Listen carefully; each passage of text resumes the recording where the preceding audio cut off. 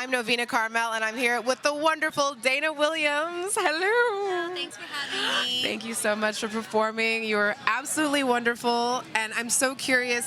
I heard that you haven't performed with a band in a while. How did it feel to be back with a band? Oh my gosh, it felt so good. I have to admit though, I was like really stressed out, and I just, you know, the anticipation, the build-up, and the anxiety of it all. And Yeah. but it's so nice to have that like camaraderie and like to perform, because you know, over quarantine and this whole pandemic, I've been playing music alone and doing live streams, and you know, it gets a little lonely. So like getting into a room with other musicians is really, really nice. Yeah, it sounded so good. I love your acoustic as well, but Thank you. Both were really nice. Yeah. Let's get to some of the questions. So folks ask questions in the chat. We open up for AMA, Ask Me Anything, and JMO917 asks, what are your favorite uplifting breakup songs? Oh, uplifting. I actually don't know. I mean, I feel like there are some nice bittersweet breakup songs. They're not all, breakup songs aren't always bad or sad, but I would say, I don't know. I mean, I guess End of the World, my song End of the World isn't necessarily a breakup song. It's a little bit melancholy because it's sort of topical, but it's still sweet and romantic. Yeah, and I mean, I feel like the whole idea of writing a breakup song to move through it is uplifting in a sense. It's like cathartic. It's really cathartic, right? and really therapeutic. It helps me to process my feelings, especially growing up.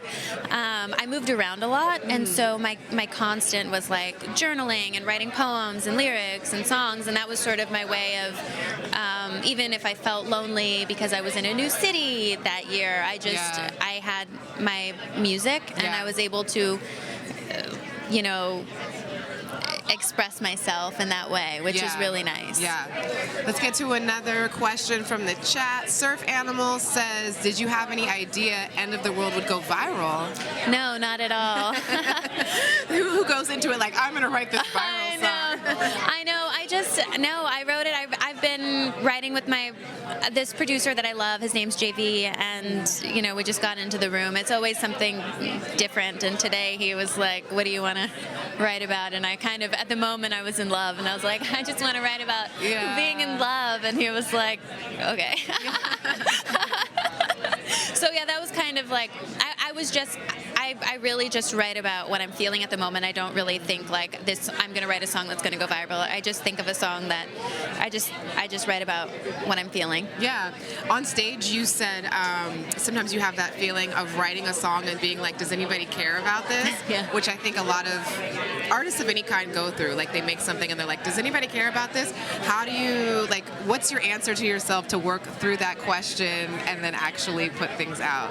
I think now, as I get older and as I mature, I feel like if I'm going through something, someone else is also going through the same thing, and it's maybe someone will care and someone will find it. You know, I try not to put that kind of pressure on myself anymore. But I think that if it's any kind of human experience, someone else will be able to relate. Yeah, 100%. Another AMA from K. My Kotok. These names, I feel like I'm reading like another language. Is wondering, do you have a pre-show ritual or something you do for good luck? Well, I mean, before the show, I definitely drink a lot of water, and I like to spend a few minutes alone in silence, just like to center myself before I get on stage. I think that helps, and then having like a little cocktail, not a whole one, but a half, just to sort of like loosen up a little bit. But nothing too crazy. But definitely, I think the silence is my most grounding ritual. Yeah, definitely. And you come from a musical family, is that right? Yes, I do. Yes, you do. Both of your parents are musicians? Or? My dad was a musician. He was a guitar player, songwriter. Yeah. Would you say that he was like one of your inspirations to become a musician? Yeah, he was definitely my biggest inspiration. And we, it was like a bonding activity we did together, was that he would either teach me guitar or he would produce a track and he would bring it home, and like he showed me how to write a song. Like, this is a verse, this is a chorus, this is the second verse. And so that's when I started writing songs, was with him when I was very young. Yeah. Yeah. And who were some artists like that you discovered young that wowed you, that made you stop in your tracks? I remember the first time that I heard Ella Fitzgerald, I was like, whoa, what is going on? It was really, really, I think that at that moment when I heard her, I was like, how is she doing this? And how can I'm just so moved by it. I still am equally moved by Ella Fitzgerald every time I hear her music. It's like, there's something so special about her voice that I connect with, that I was just like, oh, I need this in my life. So that she really inspired me to sing. Yeah, oh my God. No one like Ella, right? Nobody. Let's get to our Mitsubishi Drive Your Ambition question of the night. What's one flattering stylistic comparison that you've received? Stylistic comparison. Oh, musically, I would say, yeah. It could be visual, though. I know. Stylistic, I mean, I've heard,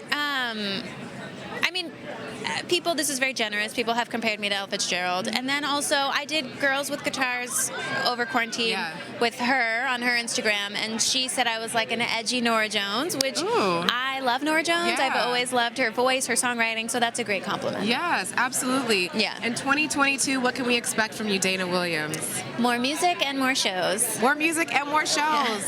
Make sure you buy the music and make sure that you go to the shows. Thank you Dana so Williams, much. thank you so much for being here on School Night. Yes. Thank you. I'm so happy to be here.